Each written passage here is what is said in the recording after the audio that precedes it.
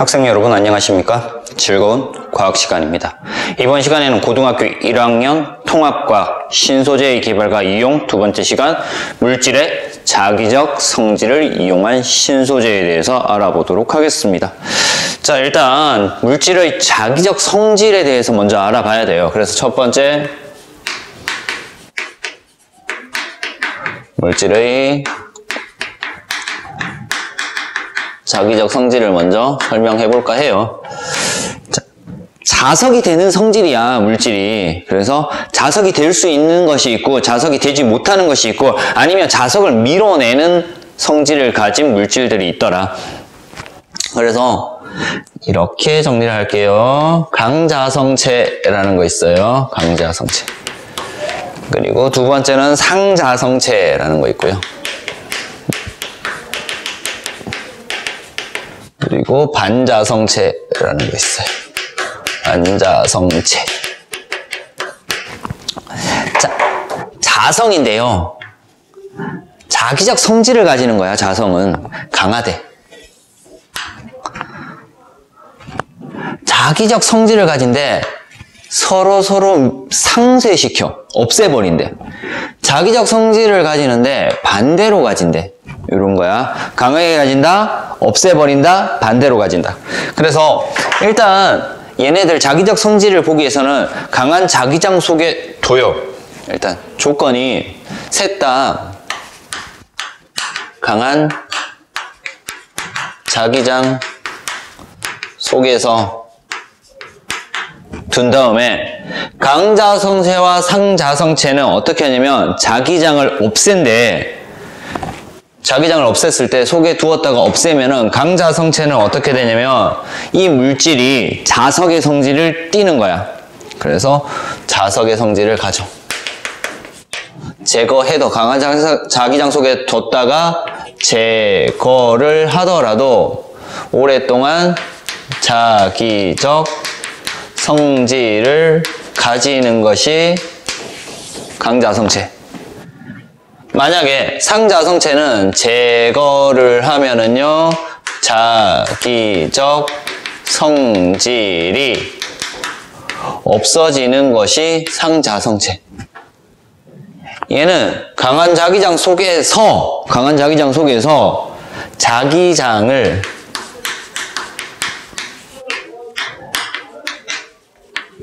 밀어내는 성질을 가지는 물체를 반자성체라고 얘기를 합니다. 가장 대표적인 예들 볼게요. 철이라든가 니켈, 코발트, 얘네들이 강자성체. 우리 일반적으로 철 많이 사용을 해요. 전자석 만들 때도 철을 사용하고요. 그래서 철 많이 사용을 하고요.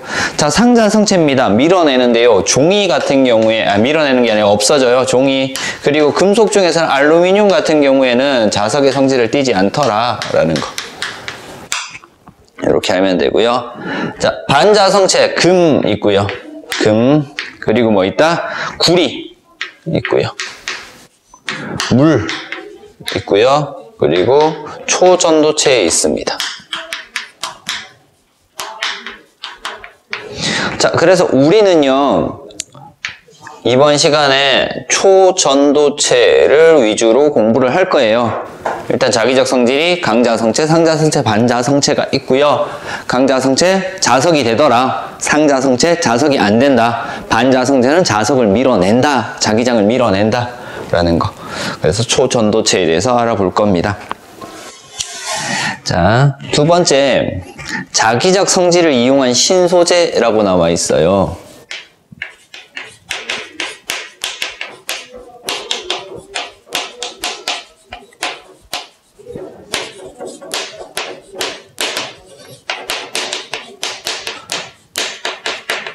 자, 신소재 볼 건데 첫 번째 나오는 신소재가 초전도체라는 거 나와 있어. 그래프 하나 그리면서 설명을 하겠습니다. 오른쪽에 그래프 나와 있는데요. 온도가 나와 있고요. 전기 저항이라고 해서 나와 있어요. 자, 그래프가 어떻게 나와 있냐면요. 원래는 온도가 높아질수록 저항이 증가해요. 온도가 높아질수록 저항이 증가하고요. 온도가 낮아질수록 저항이 감소해요. 이렇게 되는데 어떤 특정 온도에서 저항이 갑자기 0이 돼버리네. 0이 돼가지고요. 이렇게 없어진대요.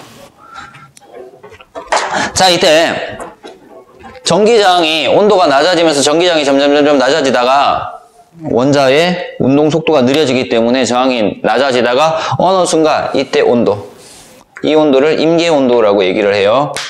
임계온도 어디에서?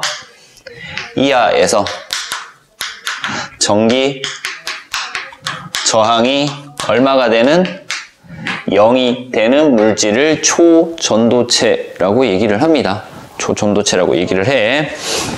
자, 이러한 현상을 초전도 현상이라고 얘기를 하고요. 초전도 현상은 1911년 오너스라고 하는 과학자가 액체 헬륨 이용해서 뭐를 4켈빈에서 마이너스 269도씨예요. 4켈빈에서 수은의 전기저항이 0이 되는 것을 발견을 했습니다.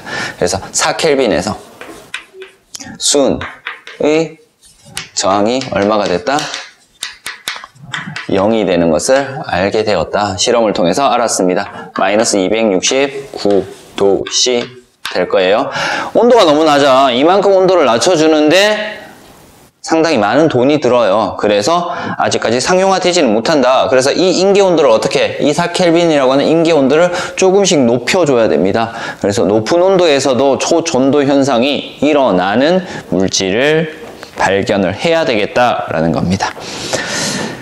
자, 초전도체의 성질 볼게요. 초전도체의 성질. 자, 그래서 초전도체의 특징이랑 이용 볼 거예요. 특징과 이용이라고 해서 볼게요. 초전도체의 특징과 이용. 자, 일단 임계온도에서 전기저항이 0이 되는 현상이 초전도 현상입니다. 그래서 두 가지 나타날 거예요. 두 가지 초전도 현상은 외부 자기장을 밀어내는 성질이 있고요. 임계온도 이하에서 전기저항이 0이 되는 성질이 있어요. 그래서 첫 번째는 이렇게 할까요?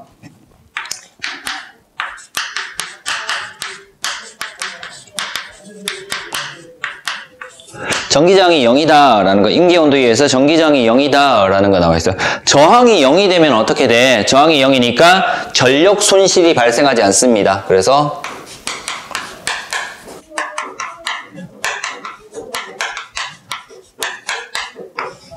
전력 손실이 발생하지 않는다. 전력 손실이 0이다. 자, 이 전력 손실에 대해서는요, 뒤쪽에서 또 나올 거예요.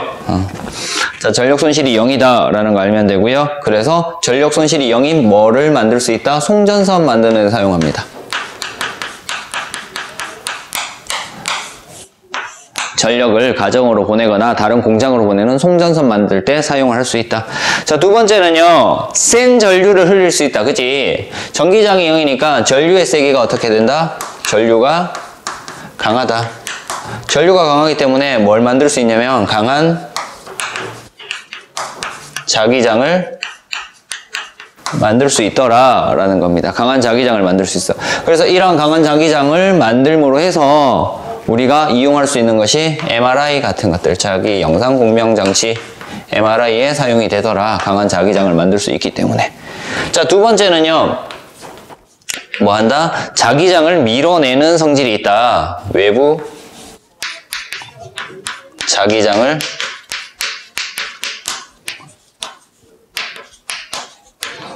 밀어내는 성질이 있다. 자, 외부 자기장을 밀어내는 이 성질을 뭐라고 하냐면 마이스너 효과라고 얘기를 합니다. 마이스너 효과라고 얘기를 해요. 마이스너 효과라고 얘기를 하고요. 이 효과를 이용하는 자기 부상 열차에 사용을 하더라. 요 정도 알아두면 되겠습니다. 그래서 특징과 이용, 전기장이 0인 특징을 이용해서 전력 손실이 없는 송전선, 전류가 강하게 흐를 때 강한 자기장이 발생해서 MRI에 사용할 수 있고요. 외부 자기장을 밀어내는 성질을 이용해서 자기 부상 열차에 사용을 할 수 있다라는 것들 알아봤습니다. 인계온도 변화라는 거 있고요. 뭐 초전도체 이용할 때 얘네들 말고 어떤 것들 더 이용할 수 있다고요? 인공 핵융합 장치 이용. 몇 가지 더 정리할게요. 인공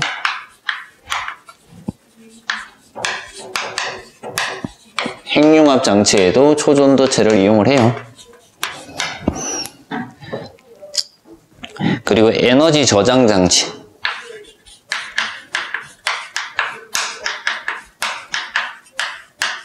포항공대에 있는 입자가속기 이런 것들.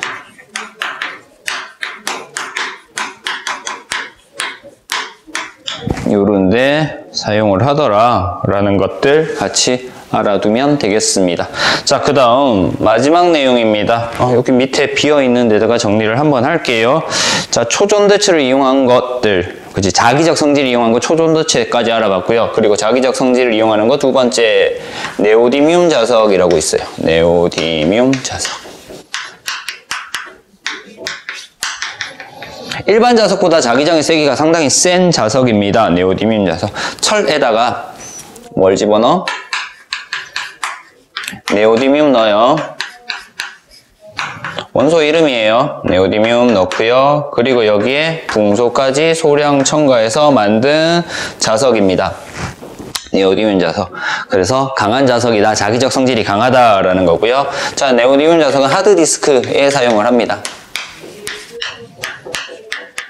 하드디스크에 사용을 하고요. 헤드, 움직이는 장치. 그리고 고출력,